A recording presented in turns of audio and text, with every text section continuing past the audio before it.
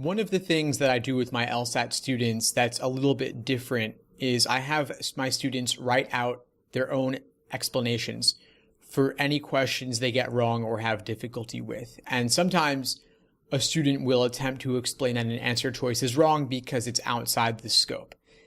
And this phrase, I'm not sure where they picked it up. I think some of the published explanations out there by Kaplan and other prep companies will use this phrase as kind of a fallback. But in my opinion, it doesn't really get to the heart of the matter as to why an answer choice is wrong or why something is flawed about an argument.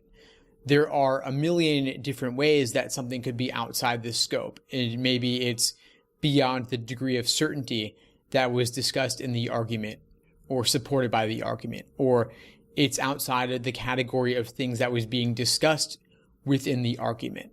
And so you see, it doesn't really get to the real reason why an answer choice is wrong or why an argument is flawed. In order to truly understand where your thinking went wrong, you have to go deeper. When you're analyzing a question, you have to really look at what was tempting about the wrong answer choice that made it wrong, what was discouraging about the right answer choice that pushed you away from it. And you have to identify the patterns in the mistakes that you're personally making.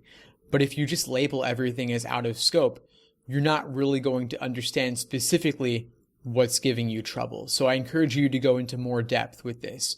One thing I've tried to do with my LSAT explanations as I've gone through all 5 answer choices, I've explained in depth why the wrong choices are wrong, why the right choices are right, and what is tempting or discouraging about each of them as well. I never fall back on casual phrases like out of scope that don't really get into the depth. So I'll link to those below if you're looking for ideas of what I mean by this. And if you have any questions, please feel free to reach out. I love hearing from students.